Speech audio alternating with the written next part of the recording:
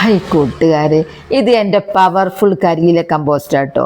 ഇതെങ്ങനെ ഉണ്ടാക്കിയെന്നുള്ള അറിയാൻ നമുക്കൊന്നിപ്പോൾ വീഡിയോയിലിട്ട് പോവാം. ഫസ്റ്റിൽ വേണ്ടത് ഒരു ചാക്ക.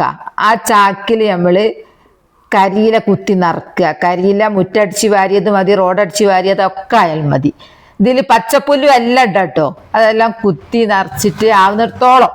എന്നിട്ട് അടുക്കള വേസ്റ്റ് ഉണ്ടാവില്ല, തലേന്നൊക്കെ മുറിച്ചിട്ട് പച്ചക്കറിൻ്റെത്, ഫ്രൂട്ട്സിൻ്റെത്, അതിൻ്റെ എല്ലാം വേസ്റ്റ് അതിൽ കൊണ്ടുപോയിടുക.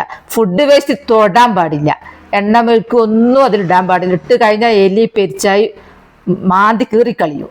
അപ്പം അത് ഇട്ട് കഴിഞ്ഞതിന് ശേഷം അതിലൊരുത്തിനെ മണ്ണിടണം. മണ്ണിട്ടാൽ അത് വിഘടിച്ചിട്ട് അത് വേഗം വളമായി മാറുള്ളൂ.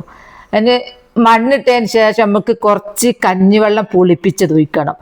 പച്ചച്ചാണകം കലക്കി ഒഴിച്ചതായാലും മതി. അതില്ലാത്തവർ കഞ്ഞിവെള്ളം പുളിപ്പിച്ചതൊഴിക്കുക. എന്നിട്ട് അത് നന്നായിട്ടങ്ങ് കെട്ടി വെച്ചാൽ ഒരു 3 മാസം കഴിയണം. 3 മാസം കഴിഞ്ഞാൽ 3 മാസം ആകുന്നവരെ അതൊന്നും ആവൂല. 3 മാസമൊക്കെ കഴിഞ്ഞ് 4 മാസമൊക്കെ ആകുമ്പോഴേക്ക് നല്ല പവർഫുൾ കരിയില കമ്പോസ്റ്റായി മാറിയിട്ടുണ്ടാവും. അതങ്ങ് ചെടികൾക്ക് ഇട്ട് കൊടുത്താൽ റോക്കറ്റ് സ്പീഡിൽ ചെടി വളരും. കണ്ടില്ലേ എൻ്റെ കരിയില കമ്പോസ്റ്റ്? എൻ്റെ കമ്പോസ്റ്റിന് ലൈക്ക് കൊടുക്കുമോ?